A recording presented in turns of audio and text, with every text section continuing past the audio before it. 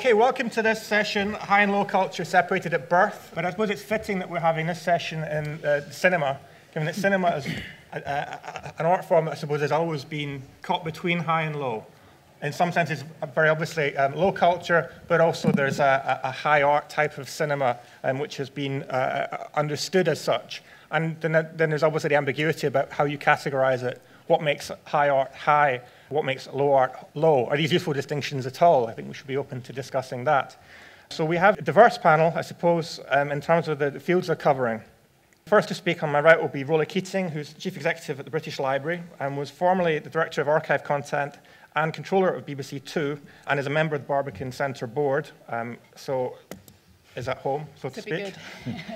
The second to speak will be Ivan Hewitt, who's a music critic for the Daily Telegraph, also a composer in his own right, and a broadcaster and author of Music Healing the Rift, which is an excellent book on classical music in the 20th century, which I recommend.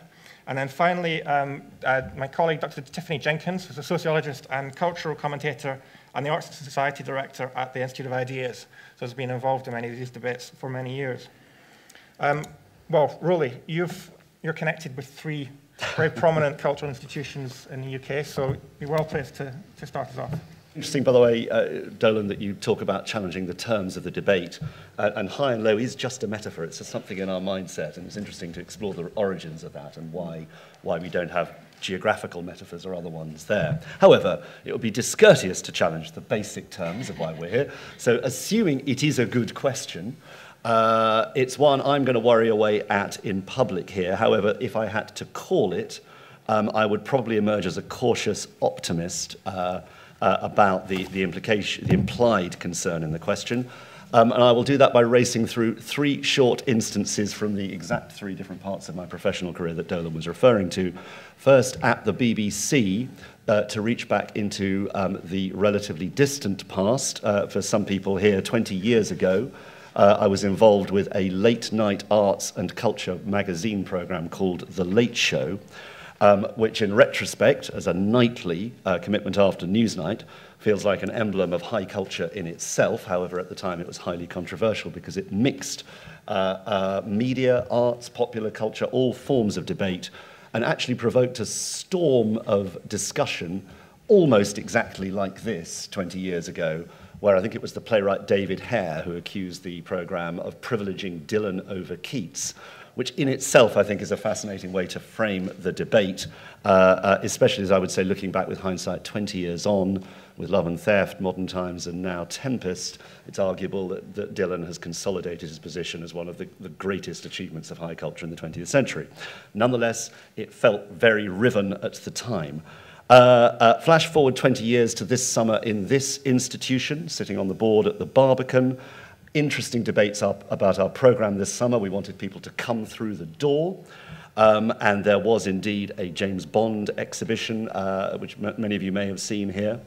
The core programme, though, consisted, among other highlights, of Einstein on the Beach, 4 Hours of Philip Glass, Gross and Klein, the Botho Strauss play, Complicité doing Master and Margarita, Bulgakov, and most recently Mademoiselle Julie in French, all in the theatre, all sold out, and sold out well in advance, were astonishing word-of-mouth successes. We believe there was some read across from people coming in to what might be called the more popular events, and the aiming, if you like, high, but without any shame or concern about also having elements of popular culture in the mix, has paid off superbly, I think, by the team, beyond our expectations.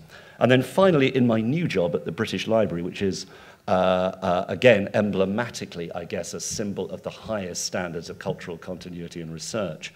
But our job there, and it's absolutely clear, as a collecting institution, even beyond just being a legal deposit library, is to capture the entire record of culture, high, low, and all points in between, because you cannot second-guess posterity about what may turn out to be of most cultural value, or significant research value at least, in the future. And indeed, in preparing for our comics exhibition and graphic novel exhibition in 2 years' time, we have been struck by how some of our predecessors actually failed to collect because they were making the wrong kind of value judgments, and scholars today are distressed to find the gaps in the collection, and actually the exhibition is a kind of recompense. So, looking at this in the round, if I had to call it, but it's a complex debate, I would say glancing at the very, very high standards that we confront today in performance and technical standards around classical culture and other kinds of performance, and indeed the spread and wealth of talent you see there. In the crossover areas, particularly around music, literature, visual arts, design, each successive generation seems to me to have more sophistication in the layering of their references and connection. There's a sort of density to cultural creation. And on the administrative and gatekeeping side, I think we are, partly because of public money, but partly because of other trends, seeing, I think, enjoying a generation, certainly in this country, of cultural administrators who have the confidence to aim high, but are essentially prepared to back brilliance and talent and excellence and the tastes of the audience wherever they find it. So I would say, separated at birth, I think I'm going to place a bet on cautious optimism. I think we're seeing the opposite of separation. I think we're seeing culture reunited. Okay, great, thanks. Ivan. Thank you, Dolan. Are they separated at birth? It's very hard to say because we're not at all sure anymore what these words mean. I was very struck in the previous debate where people spoke very movingly, I thought, about how the path has been smoothed to high art for people who aren't born in high classes, through things like the Workers' Education Association, and that was very moving. Sitting here now, though, I'm thinking about high art. I'm thinking, what a curious thing it is that we have this very large box stuffed with all kinds of miscellaneous items, marked high art. In there, one has the Book of Kells, for example. One has Mozart symphonies. One has Jane Austen Chapman. You know, one has Marcel Duchamp's Urinal. It's a very big box, this, so big and capacious that I wonder if any coherent means of description can be found to say what's in it, really, what links all those things together. And I do wonder whether our present overweening concern with democracy of access isn't a kind of cover, isn't a sort of fig leaf for the fact that we don't know what it is we want access to. It's as if we're saying, we're not quite sure what high art is anymore, but we're going to make damn sure you can get to it. You know, which is it's a curious position to hold, isn't it, really? And I'd like to suggest perhaps a root cause for this malaise, which, and to start, I'd like to recount a little story, which is something that I encountered many years ago, probably 10 years ago, I can't remember now, when I went to a school somewhere in South London to see a visit by dancers from one of our national dance ballet companies to a school somewhere in Lewisham, I think it was. This is in the early days of these sorts of enterprises. And lots of little girls had turned out to meet these dancers from the ballet company, and what was so entertaining was that they were all dressed in tutus. It was very entertaining because the dancers from the ballet company were concerned to show these kids that they, at the Royal Ballet or English National Ballet, whatever it was, could get down and dirty. You know, they could do breakdancing with the best of them. You know, just because they were in the Royal Ballet doesn't mean they couldn't do that. The little girls wanted to be princesses. You know, it was, and as they were waiting for their turn, they were all trying to do their pliés. You know, I think they'd been watching Darcy Bussell on the telly or something. You know, and I thought, well, what a marvelous mismatch of expectation. Now you could say, well, that's a very sweet story, but they were only children after all. I would say no. I think it was very profound what I was witnessing. And I think what I was seeing was one of many signs I think I've witnessed that an instinct towards the aristocratic, the highborn, is written into the DNA of high art, much of the canon of high art that we possess. Every time you hear a Haydn symphony, every time you hear a cadence in a Haydn symphony, it's like hearing aristocrats converse, isn't it?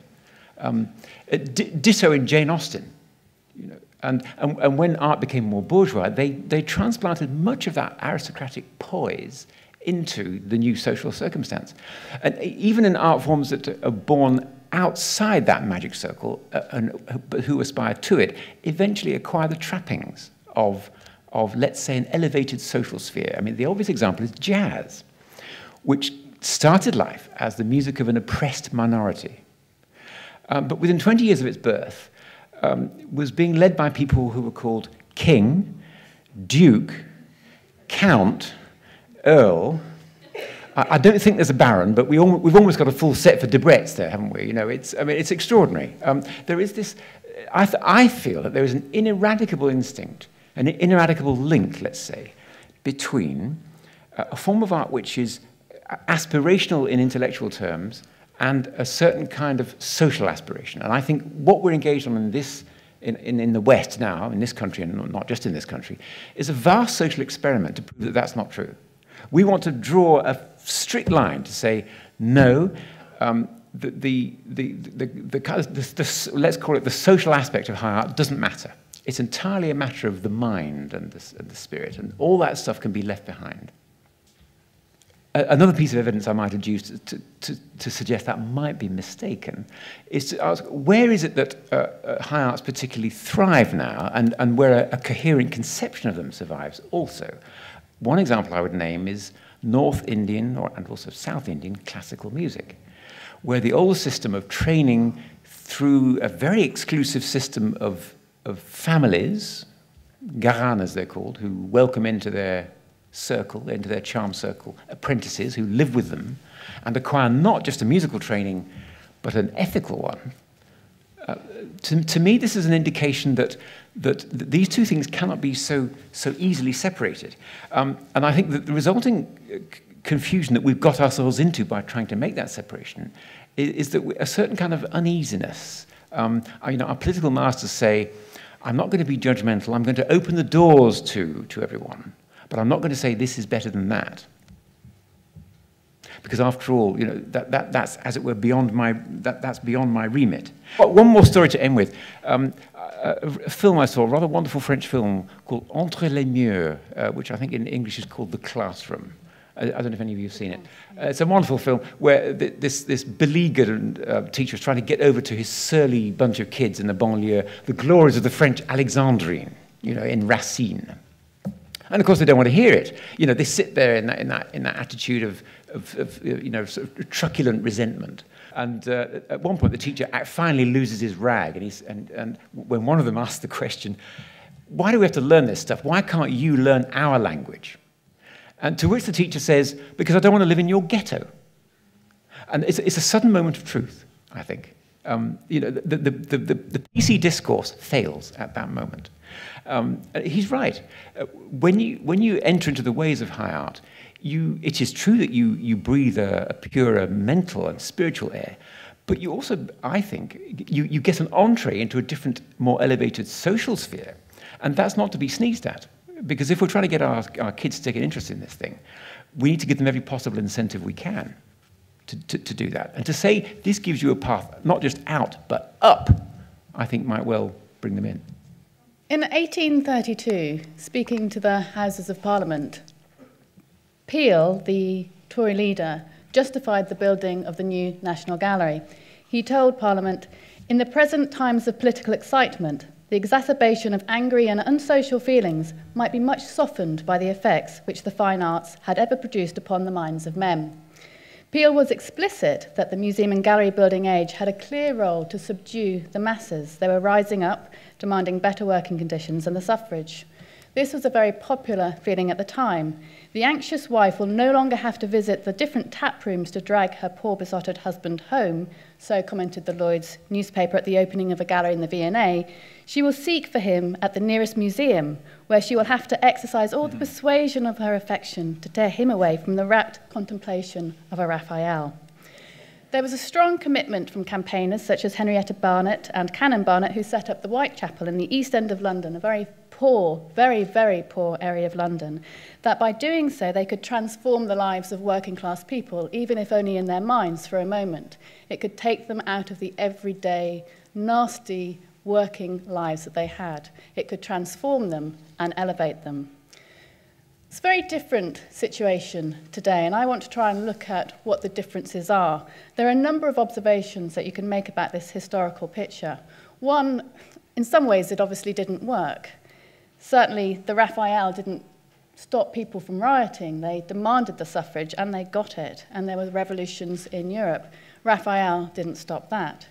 But there was an embrace of that culture, and it wasn't always top-down. In his magisterial study, the historian Jonathan Rose looks at the intellectual life of the English working classes in the early 19th to the mid-20th century, and he finds the role of the autodidactic emerged in this period. People wanted to have the best. They demanded the best, and they actually educated themselves. So I think whilst there is this kind of elevated sense and social distinction that Ivan talks about that is associated with high culture. That doesn't always put people off at all. In fact, I think sometimes they want it for themselves. They have demanded it for themselves. Equally, I'm not so sure about some of the things that Ivan has said. I think art does dislodge itself from social context in a number of different occasions, and it can go up as well as down. I mean, jazz is now listened to, well, white old men in bars. It has moved from its time, but I don't think it's still associated with rarity and privilege. The third observation I want to make about this, and I think it's really the crucial one, is that we don't really hear about high art anymore, unless it's in a really defensive position.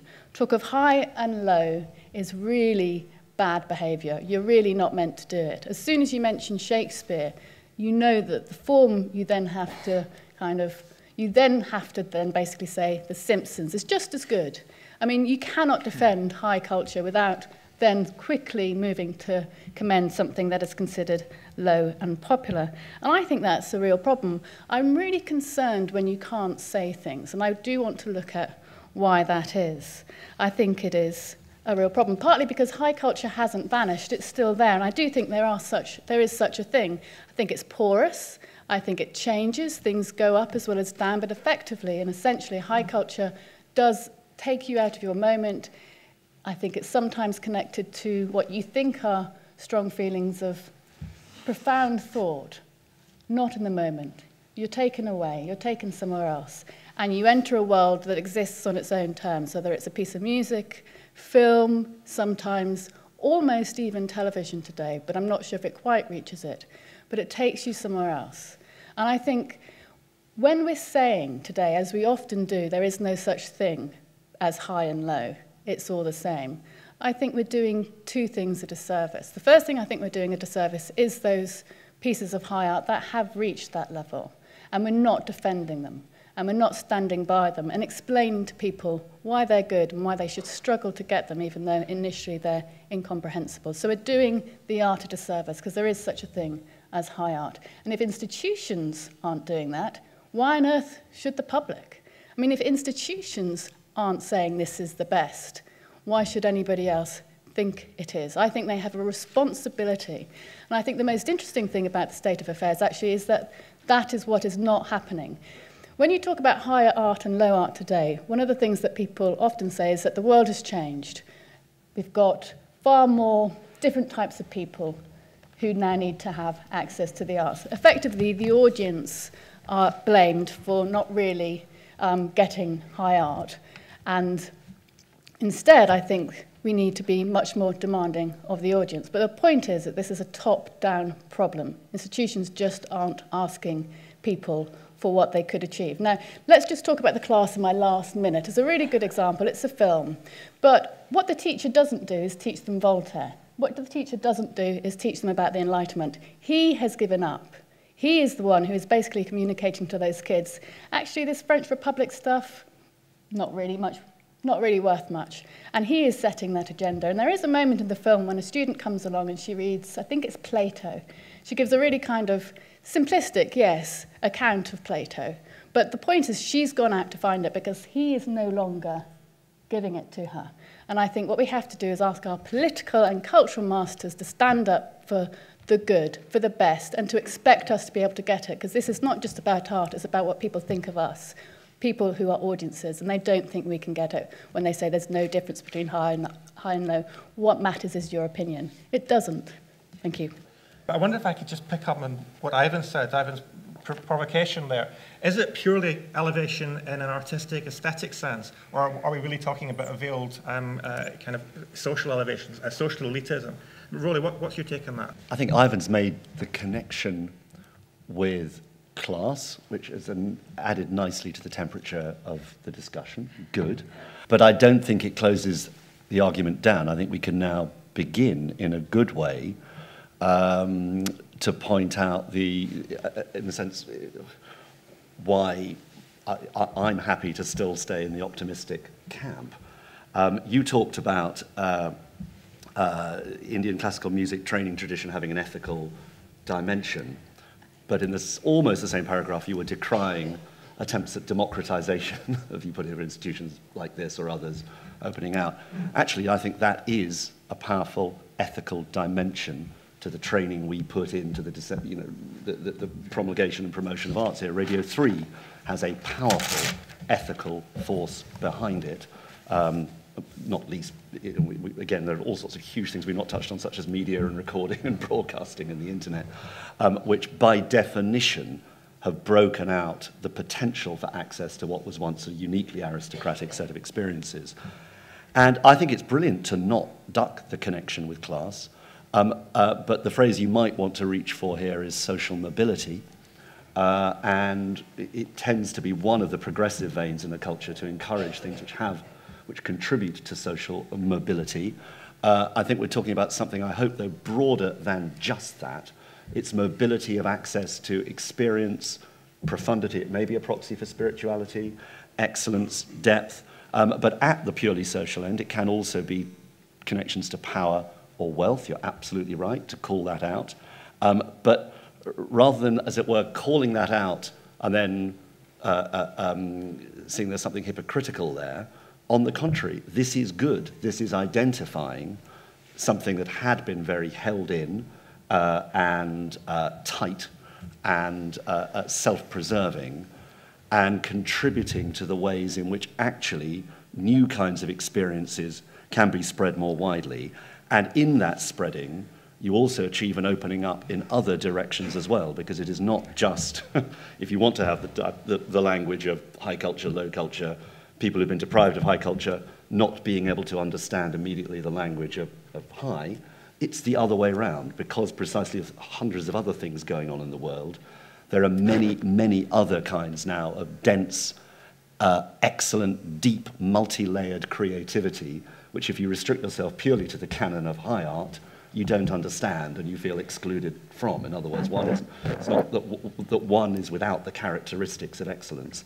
Not universally, and I'm enough of an old high culture person to say I believe in the core thread here, but I also welcome that far greater sense of flow and connection that our generation and the last few generations have seen.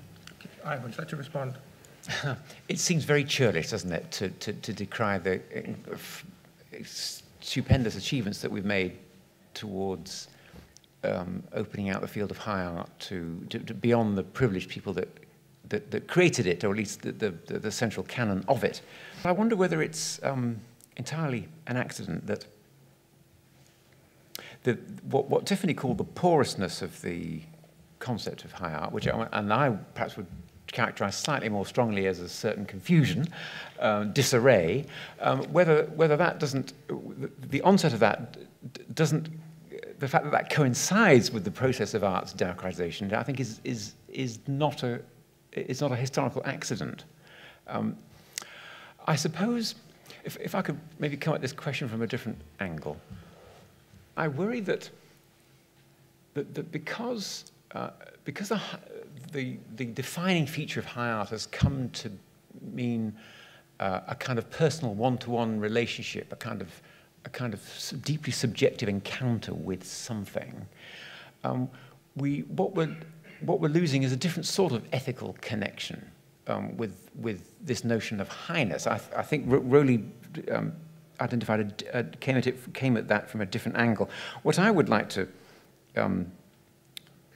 draw your attention to is the way at one time to be a cultured person implied more than just a one-to-one subjective encounter with objects. It implied a whole way of being. It implied a certain, well, to use loaded terms, a certain grace and nobility of carriage, as an 18th century writer might have put it.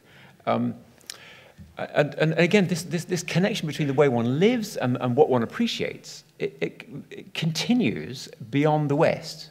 I mean, I know it's an obvious example to choose, but one could say that a Japanese tea ceremony is every bit as elevated as a Mozart symphony. And the difference there is that this is an encounter between people in a real-life situation. This is more than a subjective one-to-one encounter with a thing. And my worry is that we are, we're privileging that over, and the effort towards democratization seems to be going hand in hand with a kind of attrition and impoverishing of what culture might be. Okay, Tiffany, then I'll take the audience. Well, I think you're right, and what we have given up on is the idea of bettering oneself. Basically, we are meant in the political and the cultural sphere just to accept the status quo. There is no alternative. You are basically however you've been born, and that is your identity. And I think that is disastrous for both politics and culture.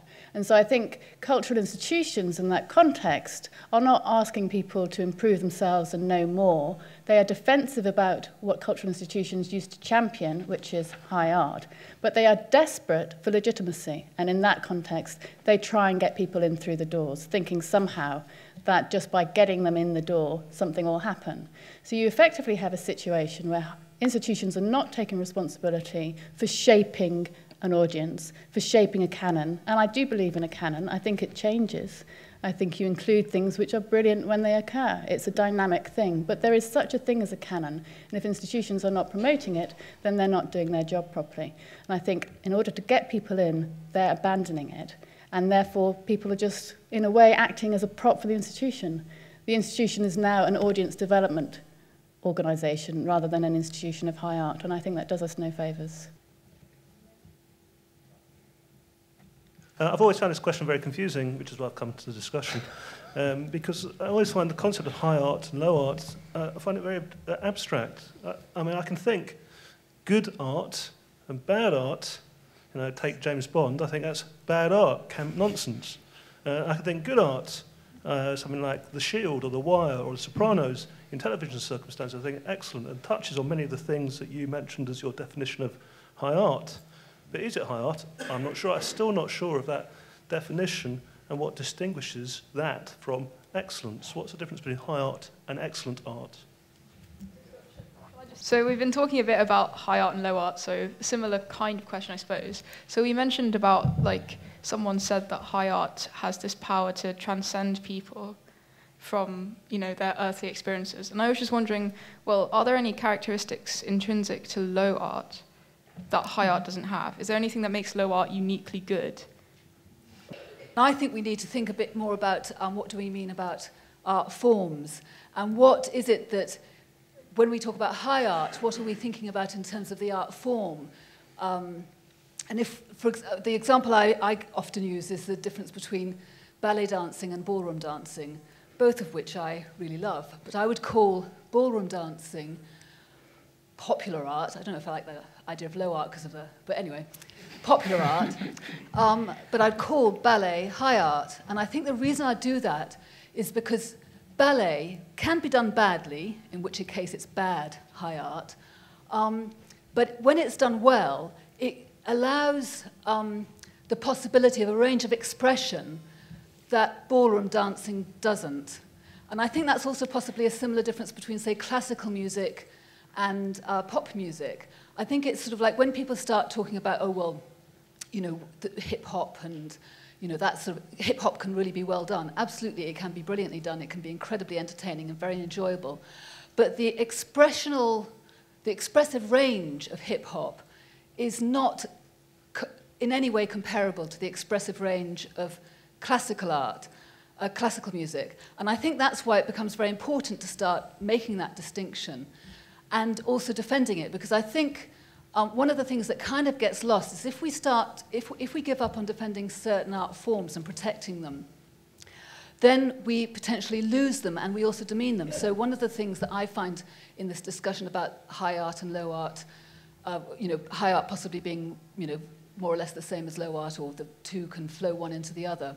I think one of the problems then is that what is it that high art achieved that gave it that status in the past, that was so amazing that it did gain that status? So if you look at an oil painting in you know, the National Gallery, and you go and you really, really look at it, and not all oil paintings in the National Gallery are that as good as each other, but if you go to a really good one, it does give you something, some kind of peak of human artistic achievement that other works of art, even bad oil paintings, doesn't give you. So it's the potential of the art form I think we should be concentrating on as much as anything else when we're talking about high art versus low art. You mentioned the distinction between high art and low art. I was just wondering, does this allow for sort of cultural isolation, not allowing new things to become high art, which some people already who consider themselves to be part of high culture may not consider, but then over time may join, for instance, the canon, as you mentioned? Okay, do you want to? I think the problem we have today with the terms high and low is that it expresses a value judgment. It effectively indicates one is better than the other, which is why I think people often try and say, let's use different terms, let's use excellent, or let's use quality. But I don't think that is good enough, because you can have excellent popular culture. So you can say this is really, really good popular culture, but I think at some point you have to say, and one is better than the other. I think popular culture can kind of operate and get on with it and do really well anyway. I'm interested in nurturing that which is exceptional and unique and high and at sometimes elevating, and I think we are frightened of that. I think if we defend it, and I think you're right about being able to defend it on its kind of own terms, as in, does this piece of music do something that no other piece of music does? How does it relate to things that came before it? But also, crucially, an openness to what is new, which is why I think high art is entirely potentially inclusive if you can get in. And you get in by being better than all the rest and achieving it in a way that nobody else has achieved before. And I think unless we kind of campaign for that and allow for those discriminating judgments, we will not create new high art. You know, Roly, in his introduction, talked about all these different art forms and everything that's happening out there. I don't know if that's actually happening, because nobody's really saying, this is really good, you should listen to it. No, you may be a middle-class white girl, but this is actually for you, or whatever. So I think we have to get things into the canon, we have to defend high art. What is a canon? You know, it is more than a collection of objects. It is a set of things which, between them, give body to... It shows a practice, a way of doing things, and a set of values. And my sort of fear about the present situation is that we attach the word high now to objects which don't form part of a coherent, widely based practice, but instead belong to a rather small group. I mean, I'm very struck by how the discourse about widening democracy in our present culture, it seems to be going hand in hand with an ever-increasing fragmentation of the art practice. I mean, that's a really most extraordinary irony. You know, we're surrounded by little groupuscules, you know, with funny names, and their own little magazines, and their own completely obfuscating jargon. You know, I tried to find out something about Anish Kapoor's sculpture, and I made the big mistake of trying to read an essay by Homi Bhabha. Big mistake. I thought, I'm excluded. You know, I'm not part of this club. You know, the real canon, the canon of high art, isn't like that, I don't think.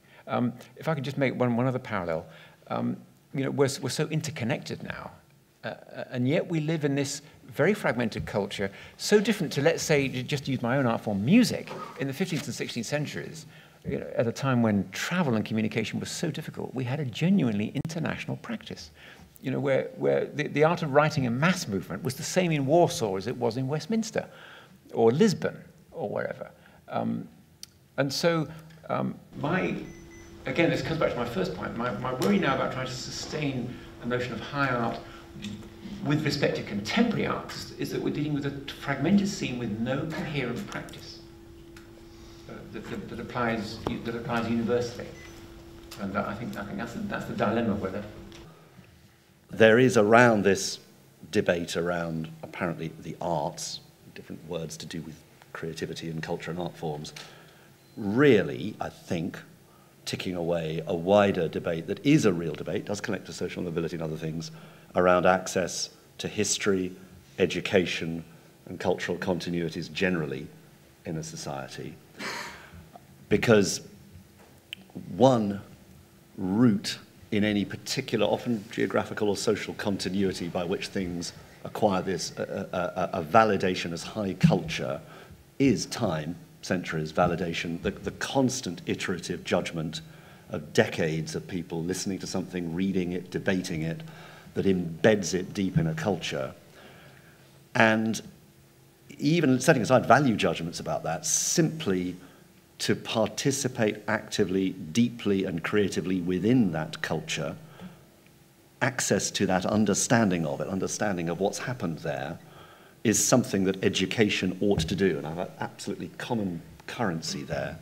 I don't think it's just the province of the cultural institutions, and to be fair, I think that was a big challenge that Tiffany made there, and I think Riverside British Library definitely defend Tate or National Gallery, who really, really are trying to reinterpret the canon and represent the canon, and are not being populist for the sake of it.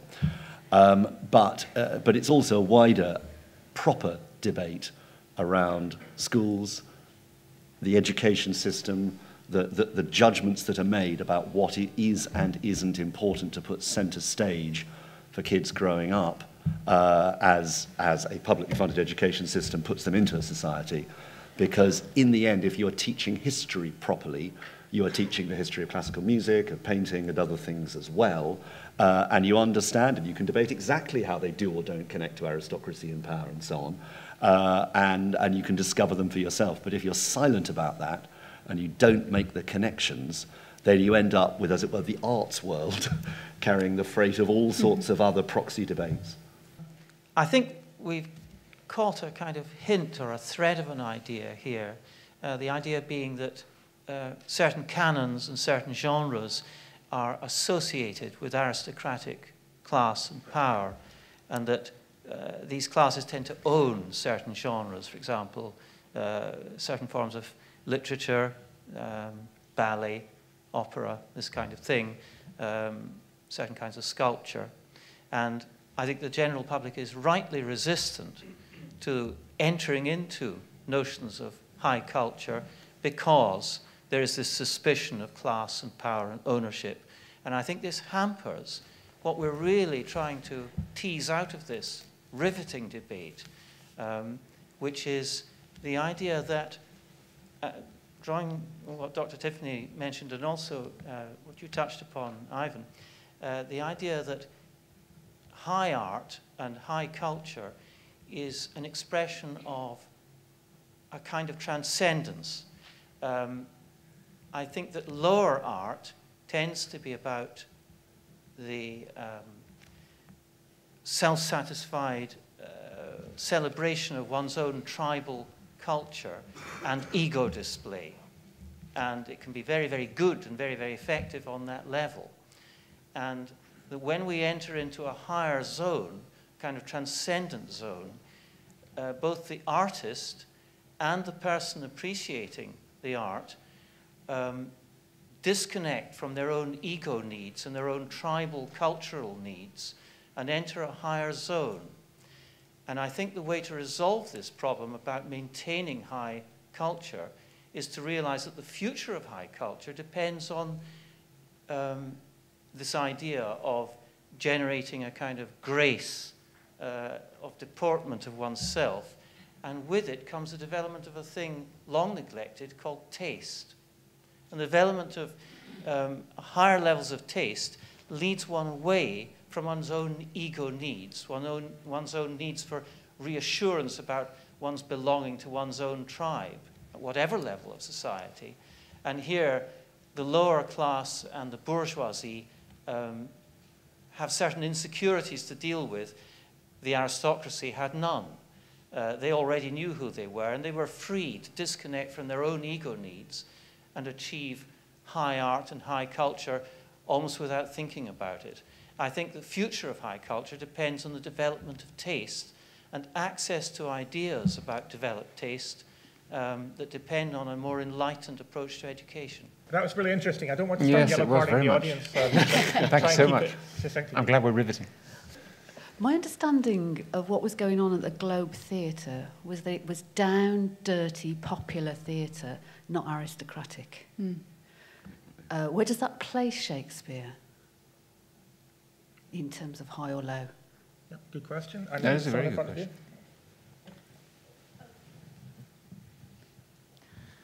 I think that the thing that's come out of this debate most for me is that no one can quite agree on the definitions of the terms high and low art. And I think looking at the way that things make these transitions between high and low art is a good and useful way to think of a definition of these terms. And I was wondering what the panel's views are on this. Who decides what is high art? And is it always a matter of effort? That is, in order to join the circle of appreciators or appreciating of high art, we need to put a lot of effort ourselves.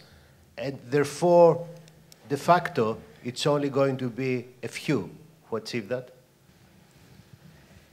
Yeah, just on the point about the sort of the failed bourgeois project of art, which seems to have come up, I do think that maybe part of the problem today is that you do have to start with the individual judgment. And it's not necessarily the responsibility of cultural institutions to define the canon, but it's the responsibility of institutions to reflect what is actually important or deemed important within society. So even though I think all of these criticisms of institutions are very right and worth saying, is there a problem with a kind of failure of criticism, that failure to make judgments or discriminating judgments about artworks? And is that really just an issue for the elite, or is that more an issue for various critical voices within society? And for individuals themselves to be able to tell the difference between something which is good and something which isn't good. It might be a bit of a naive argument, but I do think if you listen to hip-hop and you listen to classical music, at some point you do begin to realise that there is something better about classical music than hip-hop. So, you know, can we maybe have a bit more faith in that art to be able to convince people that there is something significant and good about it? And that maybe isn't necessarily always linked to this, you know, what people have talked about, living a more refined life and so on. It might just be about appreciating art, getting something from that, and not necessarily imply that you live in a certain way, one way or the other. So Ivan, you're a critic, if you want to. Well, I'd like to come back on what the gentleman said. It's such an interesting set of comments you made, where you included the remark about cultivating a gracious deportment, or some such phrase I think you used. Like your carriage. Yeah, like a sort of carriage. That's right. Well, I was thinking, would it be possible to define such a thing as a gracious deportment, without reference to an aristocratic model? Imagine aristocrats had never existed, you know, then we'd all somehow been born equal. Could we conjure, you know, in the old Enlightenment dream, as it were, but in a purely process of rational analysis, what a gracious deportment might be? I think the answer is probably no. The first thing to do is to engage with art. I mean, we need to listen. I think we need to play. I think we need to draw. I think we need to look. And we need to discuss it between ourselves. But I don't think that's enough. And I don't think we can just think that's fine. I don't think we can rely on time either to think. I don't think we can say, oh, well, it takes a while to work out what's good. At some point, somebody else is going to make up our minds. I think we have to participate in a dialogue, and this comes down to your question, sir, about who decides. I think we need to decide between ourselves and then engage with institutions who do have a responsibility, not just because they're publicly funded, but because they are institutions of high art. And I think they need to stop disavowing that role. In a way, they still get money, they still have authority, but they pretend not to. And they flatter us and condescend to us by telling us that what you like goes. Well, it doesn't. I think they need to take responsibility. And therefore, I see a shaping of public discourse between institutions, the public, and also critics, who, if you look at their role historically, have really encouraged things which were initially difficult, experimental, unpopular, to be given a second glance. And they got a second glance with Beckett. I mean, some might say he didn't deserve a second glance, but Beckett basically was given a second glance by the audience because critics said, actually, he's probably got something going, there's probably something going on here. So you do need to shape each other's tastes. It's not just enough to think of what you like yourself and think that's enough. I think you have a responsibility to do more. Somebody raised the question of Shakespeare, and this made me think that the distinction we've been drawing thus far between high and low is the wrong one to apply back before the era of cultural commodification, where we're dealing with high and popular. And I think high and popular is a very different distinction to high and low. And I think what Shakespeare was in constant touch with the popular, not with the low. It hadn't yet been called the low, and loved it. But at the same time, he had no doubt where he stood. When one of the soldiers in Julius Caesar says to another soldier, "Do you drive the vulgar from the streets?" He's in no doubt about the distinction. On the other hand, his plays are full of folk songs, and references to popular things, and they're rude and they're bawdy. And I think the thing that kept high art constantly refreshed was a connection with the popular. And now, unfortunately, the high art doesn't have that opportunity. The popular has vanished and it's been replaced by the low, and that's part of its problem.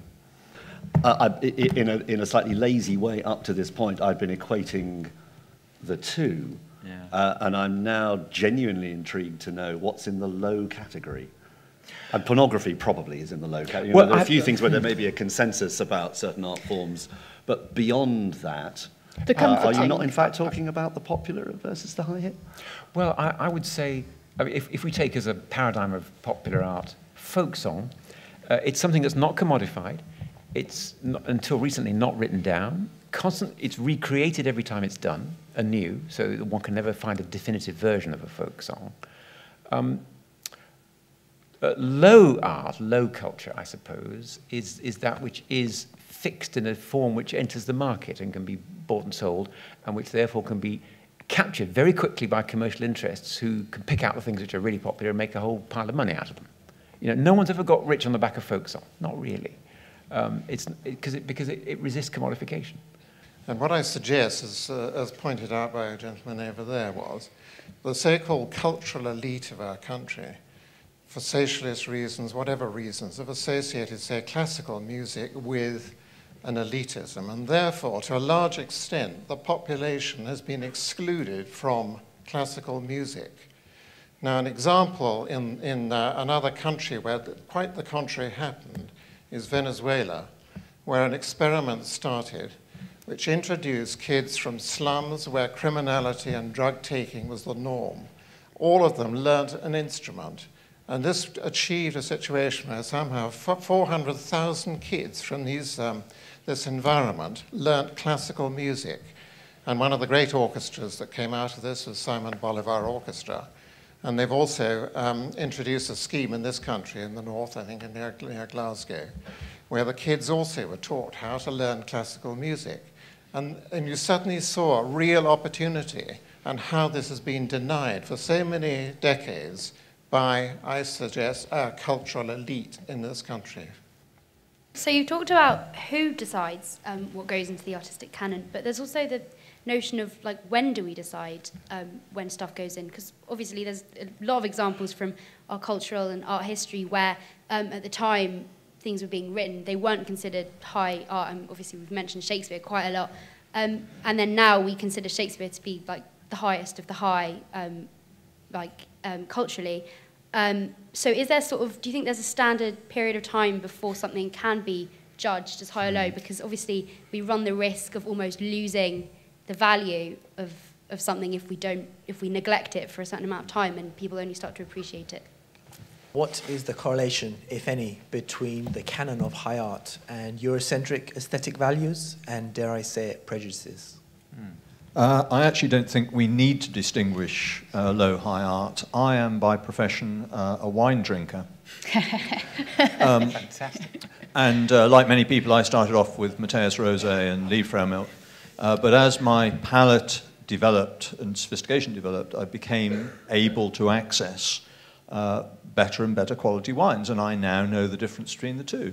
I still appreciate the low stuff. There's nothing wrong with Pinot Grigio, and lots of people stay with that forever. But a lot of people who allow themselves to become more sophisticated and appreciate the higher echelons. And I'm right with Roly. I think we're in a golden age, actually. I think very optimistic. I think Jane Austen has probably sold more books in the last few years than she sold in the previous 2 centuries. And I think, yes, there is that distinction, and we can move it. And as Roly knows, the answer to the question, of course, is Keats was the better poet. Dylan was better at folk rock. Thank you. Okay, thank you. I'm going to give each of the speakers just a minute, really. On this question of is the canon Eurocentric? I think one of the biggest mistakes we've made in recent times is to conflate art with those with whom it's been associated. So to basically say Shakespeare is a dead white old man and that's why you shouldn't read him, rather than he's a dead old white man and despite that you should read him. I think we need to wrestle with the quality of the art and separate it from its social context and not fall into the trap of thinking they're the same thing, because it's that which basically says Shakespeare's not for the likes of you, you go study your own culture. And I think that's where we are, and that's extremely dangerous. High art can be popular. It has been popular. It often comes as a form out of the local, the particular, and then at some point it goes away from that, it gravitates, and it does end up being fairly abstract, and it is sometimes difficult to deal with. I think one of the interesting things to think about today is TV reaching that? I don't think it is yet. I never thought it would, but there are some things, such as Breaking Bad and The Wire, which are overused examples, but they're worth just reflecting on briefly, that I think are reaching something very interesting, certainly something much more interesting than Anish Kapoor, actually, I'm afraid. And you can read all the Homi Bhabha, but I don't think you can read anybody, because I don't think that piece is very good, ultimately. But I think what do those things do? Well, they're social, they're rooted in time, but they deal with certain things about the human condition, morality, autonomy, things and ideas that I don't think are being dealt with in other places in art.